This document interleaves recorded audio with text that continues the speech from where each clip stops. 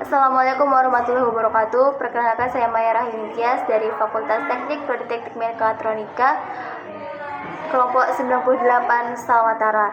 Di sini saya akan menyampaikan resume materi Dewan Ospek. Yang pertama ada toxic relationship dan kekerasan. Sebelum membahas lebih jauh, tahukah kalian toxic relationship itu apa? Toxic relationship adalah hubungan yang tidak sehat sehingga membuat individu yang terlibat di dalamnya merasa tidak bahagia, direndahkan, ketidakadilan yang merujuk pada sasaran kekerasan verbal dan psikologis. Jenis-jenis dari beberapa kasus yang ada yaitu seperti trauma pengasuhan, trauma masa lalu, dan lain-lain. Dan bentuk kekerasannya bisa berbentuk fisik, psikologis, seksual, dan pembatasan aktivitas. Untuk penanganan toxic relationship ada sanksi administrasi. Yang pertama, sanksi ringan yaitu diberikan surat peringatan atau teguran. Yang kedua, sanksi sedang, discoursing, dan yang ketiga, sanksi berat yaitu drop out.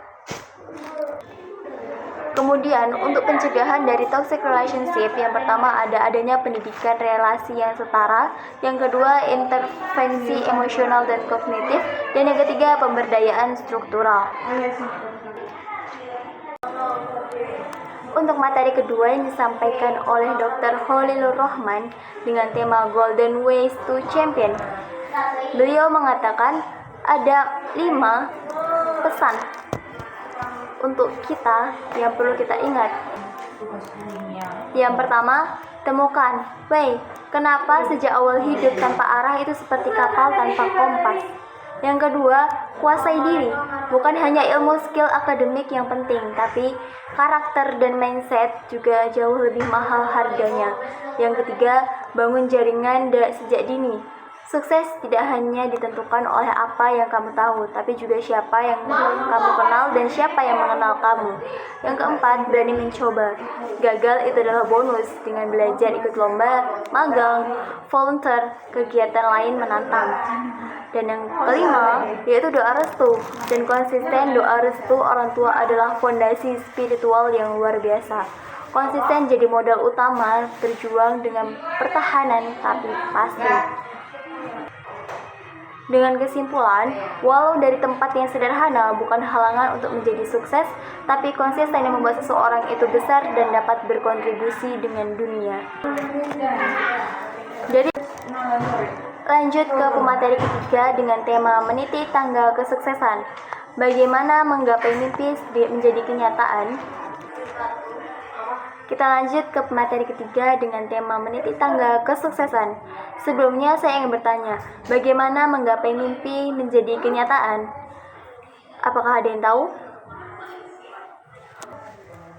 Dan tahukah kamu, orang yang sukses itu berawal dari mimpi.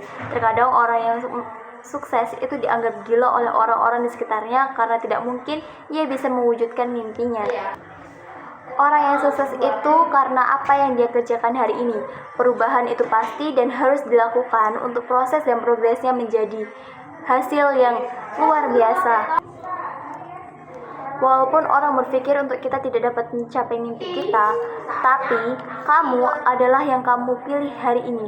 Kamu adalah yang kamu pikirkan. Apa yang kamu kerjakan hari ini akan berdampak padamu 10 tahun kemudian. Jangan takut untuk bermimpi, karena mimpi adalah bahan bakar untuk kesuksesan. Orang yang sukses itu percaya diri, bertanggung jawab, berani mencoba, tidak takut mengambil resiko, dan mengambil keputusan sendiri, tanpa bergantung kepada orang lain, dan tanpa menunggu jawaban dan aba-aba dari orang lain. Orang yang sukses itu dipengaruhi oleh buku. Apa yang kita baca, itu yang akan kita tuangkan.